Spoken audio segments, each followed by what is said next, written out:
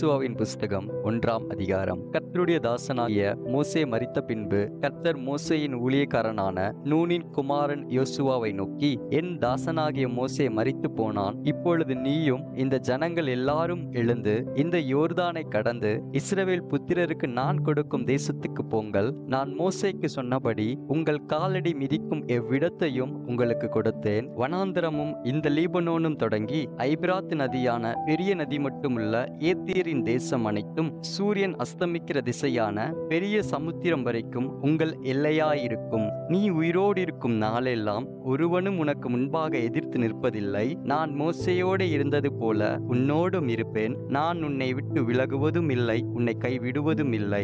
பலங்கொண்டு திடமனதாயிரு. இந்த ஜனத்தின் பிதாக்களுக்கு நான் கொடுப்பேன் என்று ஆணையிட்ட தேசத்தை நீ இவர்களுக்கு பங்கிடுவாய். என் தாசனாகிய மோசே உனக்கு கற்பித்த நியாய பிரமாணத்தின்படி எல்லாம் செய்ய கவனமாயிருக்க மாத்திரம் மிகவும் பலங்கொண்டு திடமனதாயிரு. நீ போகும் இடமெல்லாம் புத்திமானாய் நடந்து கொள்ளும்படிக்கு அதை விட்டு வலது இடது புறம் விலகாதிருப்பாயாக.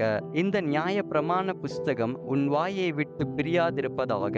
இதில் எழுதியிருக்கிறவைகளின் படியெல்லாம் நீ செய்ய கவனமாயிருக்கும்படி இரவும் பகலும் அதை தியானித்துக் கொண்டிருப்பாயாக. அப்பொழுது நீ உன் வழியை வாய்க்க பண்ணுவாய். அப்பொழுது புத்திமானாயும் நடந்து கொள்ளுவாய். நான் உனக்கு கட்டளிடவில்லையா? பலங்கொண்டு திடமனதாயிரு, திகையாதே, கலங்காதே. நீ போகும் இடமெல்லாம் உன் தேவனாகிய கர்த்தர் உன்னோடே இருக்கிறார் என்றார். அப்பொழுது யோசுவா ஜனங்களின் அதிபதிகளை நோக்கி, நீங்கள் பாளையத்தை உருவ நடந்து போய் ஜனங்களை பார்த்து உங்களுக்கு போஜன பதார்த்தங்களை ஆயத்தம் பண்ணுங்கள். உங்கள் தேவனாகிய கர்த்தர் உங்களுக்கு சுதந்திரிக்க கொடுக்கும் தேசத்தை நீங்கள் சுதந்திரித்துக் கொள்ளும்படிக்கு இன்னும் 3 நாளைக்குள்ளே இந்த யோர்தானை கடந்து போவீர்கள் என்று சொல்ல சொன்னான். பின்பு யோசுவா ரூபினியரையும் காத்தியரையும் மனாசேயின் பாதி கோத்திரத்தாரையும் நோக்கி, கர்த்தருடைய தாசனாகிய மோசே உங்களுக்கு கற்பித்த வார்த்தையை நினைத்துக் கொள்ளுங்கள். உங்கள் தேவனாகிய கர்த்தர் உங்களை இளைப்பார பண்ணி இந்த தேசத்தை உங்களுக்கு கொடுத்தாரே.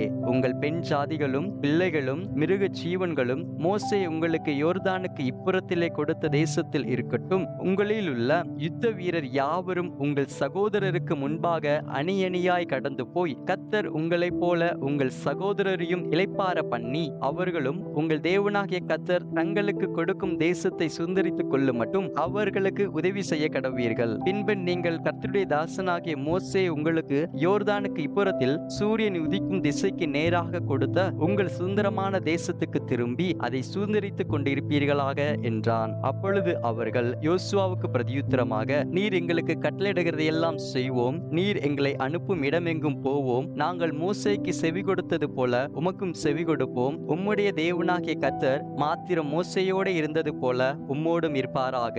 நீர் எங்களுக்கு கட்டளையிடும் சகல காரியத்திலும் உம்முடைய சொல்லை கேளாமல் உம்முடைய வாக்குக்கு முரட்டாட்டம் பண்ணுகிற எவனும் கொலை செய்யப்பட கடவன். பலங்கொண்டு திடமானதாய் மாத்திரம் இரும் என்றார்கள் என்பதே. ஆமேன்.